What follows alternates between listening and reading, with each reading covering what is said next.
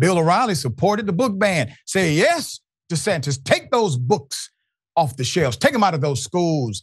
That's right, DeSantis. And all of a sudden, Bill O'Reilly's books were also taken away and banned. Now, Bill O'Reilly is saying they must be returned. This is a tragedy. Put him up, full mass. This is such a beautiful thing. Beautiful moment here. In Florida, Escambia County School District has at least temporarily removed more than 1,000 titles from its shelves because those books have been alleged to contain obscene depictions of sexual conduct. Those include Bill O'Reilly's Killing Jesus, a history and killing Reagan, the violent assault that changed the presidency. Florida Governor Ron DeSantis signed the law back in March of 2022, and it was championed by Bill O'Reilly. So Newsweek reached out to O'Reilly and he told them, quote, "It's absurd, preposterous. Anytime your response has the word preposterous, you're doing too much. You do not need that. This is not an SAT. All right. When DeSantis signed the book law, I supported the theme because there was abuse going on in Florida. There were far left progressive people trying to impose an agenda on children. There's no doubt about it. And the state has an obligation to protect children. But the wording of the law was far too nebulous in Tallahassee. So that law needs to be tightened up, O'Reilly says. DeSantis needs to come out publicly and say, this is insane. We're not going to cooperate with this, and we're going to investigate the people who did it, O'Reilly said. DeSantis is the one who really did it, O'Reilly. He's the one that created the law, that created the infrastructure to allow this to happen. Got to keep up here.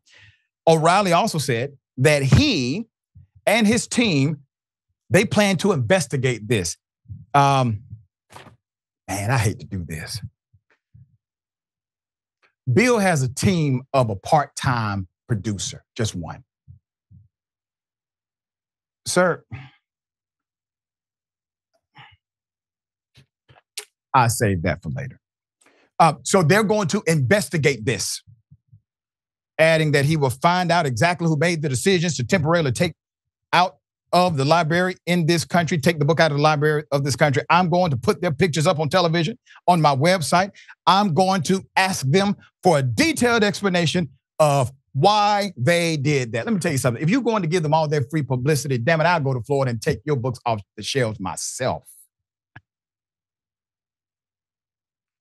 Put it up. O'Reilly's having a breakdown here. O'Reilly posted on X, a Florida county removes my books, Killing Jesus and Killing Reagan, from the school libraries. Preposterous. We are investigating and we are seeking comment from Governor Ron DeSantis. So he tags Governor DeSantis. You know, Governor DeSantis is aware of the outrage from O'Reilly, okay? This will not stand, O'Reilly says, and then updates on BillO'Reilly.com. So here's what they've turned up so far. Here it is. So we started to do some investigating. Obviously, there's an abuse of power going on, and we got the usual runaround. But we did get a woman named Julia Friedland, the deputy press secretary for Ron DeSantis. Okay, there's Julia. Now, I knew that Julia was going to be snooty, arrogant, and dismissive. I knew that because I know how the DeSantis office operates in Tallahassee. If you don't kiss DeSantis's ring, they get snippy. And it's exactly what Julia did. Basically told us to go F off. Okay. So DeSantis did not issue any kind of a comment at all. He should come out and say, as governor of Florida, I'm not going to sanction this. That's what Ron DeSantis should do, but he won't do it. Bill, I think you're confused here. She represents the governor's office, which means it was DeSantis who told you to F off, not her. She represents him. Once again, I need you to keep up. All right. However, previously, OReilly had shown, this is what he said about some education reforms, other things, including supporting the Don't Say Gay bill. This guy has been a cheerleader for DeSantis. Now he's saying things like, we must kiss his hand in order to get something done. Sir, nobody wants those tired-ass inaccurate books. Have you read your book review on Snopes? Come on, man. They should have been banned before the law. All right, here it is. I say good. Because those young children, they don't understand all this gender identity, fluidity, LGBT, whatever. They don't get it. All right, so what are you doing? You're indoctrinating. That's what this is all about. The activists want children in public school to be indoctrinated to look favorably upon a certain lifestyle. You can solve all of this problem by every state in the union passing a law that requires public schools from kindergarten through senior in high school to give anti-bullying classes. I mean, when I was a high school teacher, if a kid was perceived to be gay, that kid got it. Brutal. And it was wrong. And I did what I could to stop it. And I stopped a lot of it. All right? But I didn't get into different lifestyles or any of that, even though I was teaching high school. So anyway, I like the Don't Say Gay law, but I want an anti-bullying law to go along with it. I think that's fair. Okay. Here's more. The media, the progressive media, wants you to believe that the United States persecutes, and that's the word, persecutes African Americans, and particularly police. Now, there are millions of people who believe that. Okay? They do. And they want this to be in the elementary schools, starting at age 6. You can imagine if that happens. So all throughout the elementary school, high school, and college, all the student will hear is that white people are oppressing black people in their country. So if you're a minority student, you're angry. If you're a white student, you don't know what to think. What do you think? Am I bad? Am I a bad person? Are my parents bad? Are we oppressing? This is what they want, because this creates confusion and divisiveness. Well, I'm against critical race theory, madam, because it's bull.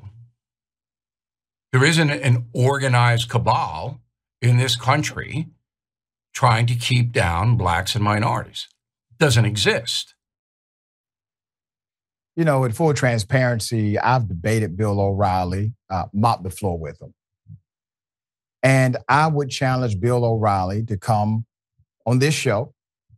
We'll have him on the bullpen. And Bill, I would like to debate you directly on critical race theory. I don't think you understand what it is, because I've actually heard you literally acknowledge critical race theory without calling it critical race theory. When you talk about systems or structured racism, in academia, we call it structural racism. That means these documents, call it the Constitution, call it the Declaration of Independence, whatever document you would like to choose, these documents have codified inside of them institutional racism. For example, calling Native American savages. That is institutional, structural racism. The Chinese Exclusion Act, which was a federal law, structural racism. Jim Crow, local laws, ordinances, etc., that only apply to black people. Structural racism. Critical race theory is a research, qualitative, contrast design meant to compare and analyze cause and effect relationships between the structured elements of our societal reality and outcomes.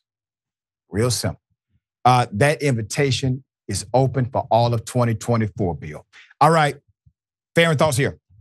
The book bans that Bill O'Reilly is so angry about at the moment. This is unfortunately my where I live, right here in Florida. This is me. Well, I'm not doing it, by the way, but this is our district. This is our county, and I want Bill O'Reilly to be very, very clear here. Okay, yes, DeSantis signed the law, but I want you to understand that these book bans are coming from conservatives. This is a deep red district of Florida right here where this is happening. This is one of the reddest districts in Florida. Being basically, there is one high school English teacher in Escambia County who has challenged, is what they call them, hundreds of books.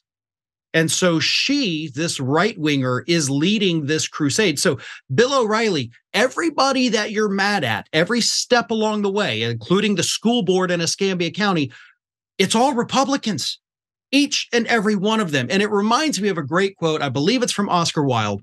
There's two great tragedies in life. One is not getting what you want. The other is getting it.